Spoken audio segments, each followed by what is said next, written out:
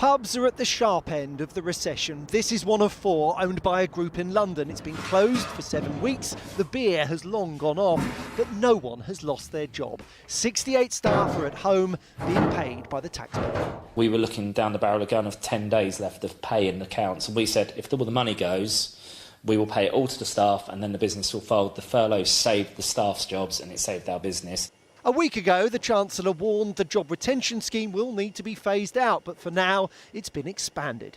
I'm extending this scheme because I won't give up on the people who rely on it.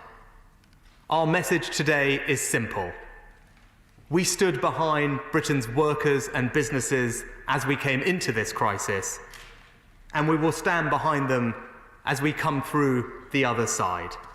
7.5 million people and counting have been furloughed in the job retention scheme. 80% of their wages are being paid by the government with a cap of £2,500 a month. The Chancellor has extended the scheme until October, but from August it will change. Companies will be allowed to bring furloughed workers back part-time. They will also be expected to start contributing to the cost of the scheme, although the level has yet to be set.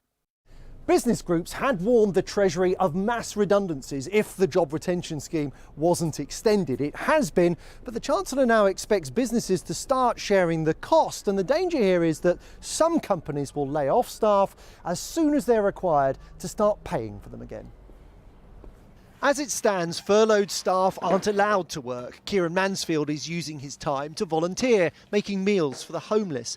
But the changes to the job retention scheme mean that from August, he'll be able to return to work part-time if there's work to go back to, and have his salary topped up by the government.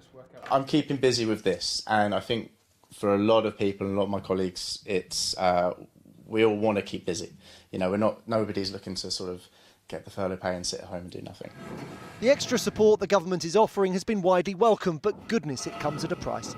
It will be many tens of billions of pounds, certainly more than 60 billion pounds and probably more than 80 billion pounds. Now, those are huge numbers. That's as much per month as we spend on the National Health Service. The job retention scheme is being tweaked to encourage companies to start reopening. Today, Ryanair announced plans to do just that. But while the airline has furloughed some of its staff, it's still letting several thousand go.